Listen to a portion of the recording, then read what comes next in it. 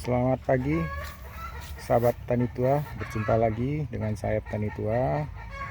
Hari ini kita report tentang rencana pemeliharaan dari tanaman alpukat kita yang saat ini hampir berbunga semuanya, memasuki musim bunga. Ada sekitar 40 pohon, 80% diantaranya sedang berbunga. Nah, ada beberapa permasalahan yang harus kita cermati terkait dengan kondisi saat ini dan bagaimana kita atau saya harus merawatnya atau yang saya rencanakan untuk merawatnya. Kita lihat di bawah pohon tanaman alpukat banyak sekali gulma. Sebagian sudah coba dibersihkan tapi masih tumbuh, dan sebagian seperti ini. Nah, ini harus kita bersihkan karena gulma tentunya menjadi inang bagi hama dan penyakit alpukat. Juga akan terjadi persaingan nutrisi dari akar alpukat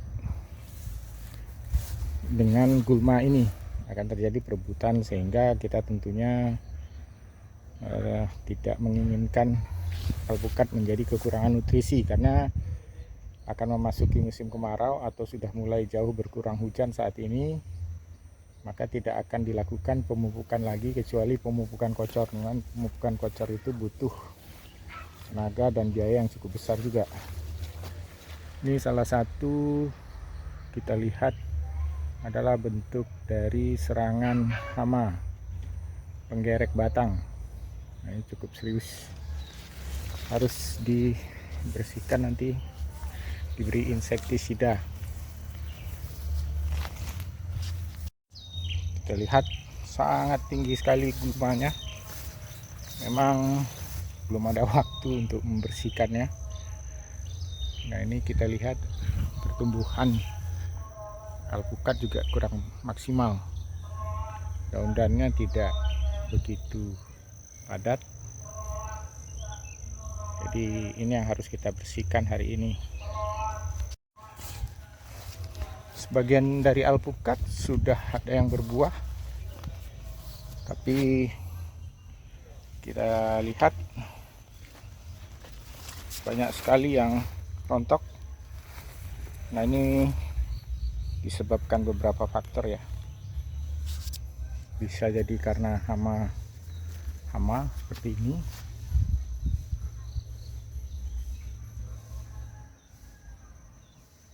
Ini sudah terlihat penggerek buah, dan yang bentol-bentol kecil di atas itu menunjukkan serangan lalat buah. Nanti tidak akan lama kemudian dia akan rontok. Sebab itulah harus segera kita atasi secara periodik.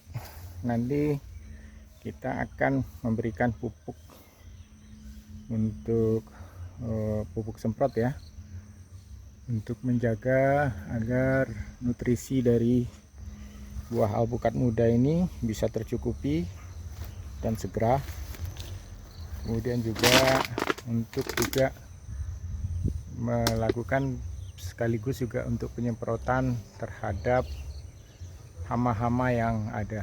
Saya biasanya menggunakan insektisida kontak ya. Nah, yang seperti ini, yang coklat-coklat ini adalah jamur. Ini akan, apabila lebih banyak, nantinya akan menutup daun dan menghalangi fotosintesa. Oleh sebab itu akan kita ikuti juga dengan fungisida. Kalau yang fungisida biasanya sistemik dan kontak. Kalau yang untuk hama biasanya yang kontak, karena jangan sampai nanti sistemik, karena sistemik tentu akan masuk ke buah, tidak baik untuk dikonsumsi.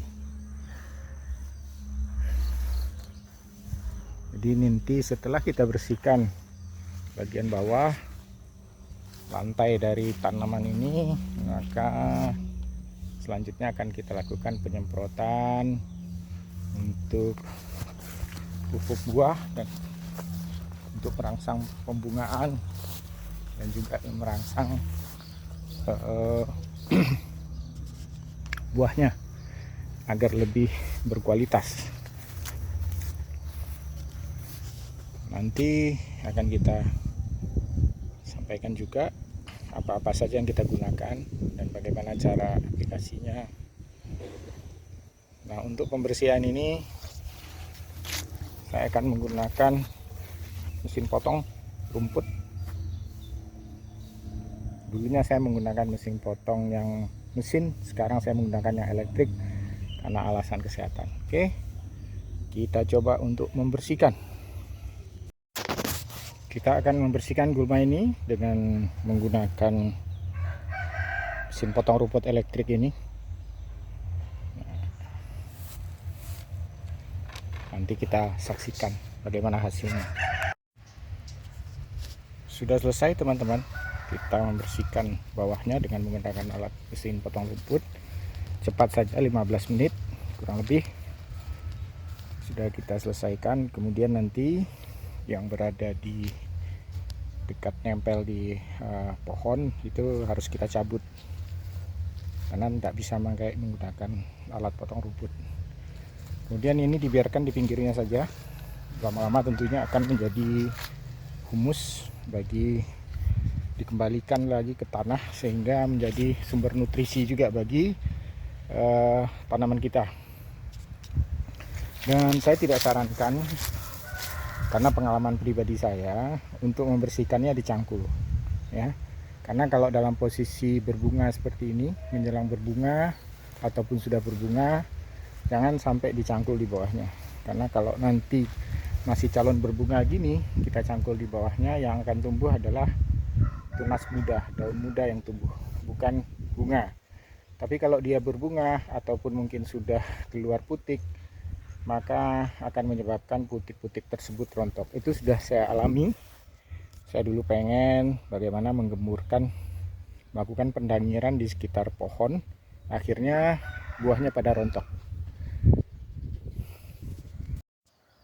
Pemotongan rumput dengan menggunakan mesin elektrik sudah kita lakukan. Ternyata satu baterai berkekuatan 20 mAh itu diperoleh sekitar 3,5 pohon seperti ini. Ini dapat 3 bersih semua, sementara ini baru setengah. Masih banyak yang lain, kita cas dulu, butuh waktu kurang lebih 2 jam untuk pengecasan. Jadi keuntungan kekurangan dari penggunaan elektrik itu ya begitulah. Kalau dari segi getaran tidak terlalu, kemudian juga tidak terlalu berat, tapi kinerja dibatasi oleh kemampuan baterai. Jadi kita harus punya baterai cadangan 2 atau 3 agar bisa sama kinerjanya dengan mesin potong rumput biasa mana.